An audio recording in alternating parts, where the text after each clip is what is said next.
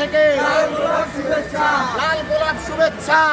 বরিশালের কীর্তি সন্তান, সৎ এবং মেধাবী নেতৃত্ব ক্রিয়া সংগঠক মাইনুদ্দিন রুবেল নাসির ভাইকে বরিশাল জেলা বিসিবির কাউন্সিলর হিসেবে নিযুক্ত করেছে। এই কারণে আমরা তাকে কৃতজ্ঞতা এবং অভিনন্দন জানাচ্ছি।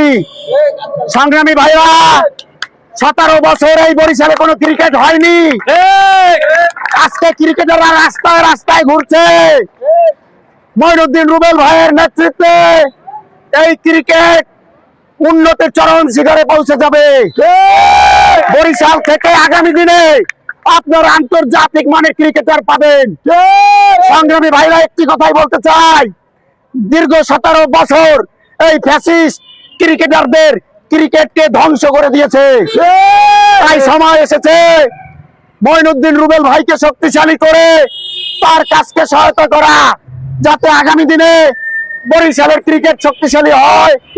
বরিশাল থেকে আন্তর্জাতিক মানের প্লেয়ার সম্পূর্ণ হবে। আমরা যুবক সমাজ, আমরা ছাত্র সমাজ, আমরা ক্রীড়া প্রেমীরা বলতে চাই, অনেক হয়েছে সময়। এখন আপনারা দেখবেন বরিশালে ক্রিকেটের উন্নয়নের জোয়ার। অনেকদিন পরে আমি ধন্যবাদ জানাই আজকে যারা এখানে উপস্থিত হয়েছেন। আমরা ক্রিকেট প্রেমীরা একটি কথাই বলতে চাই, ফ্যাসিস্টরা পরিকল্পিতভাবে এই ক্রিকেটকে ধ্বংস করে দিয়েছে। আমাদের এই তরুণ সমাজ খেলাধুলার প্রতি আগ্রহ করতে হলে অবকাঠামোগত উন্নয়ন দরকার, ক্রীড়া সামগ্রী দরকার।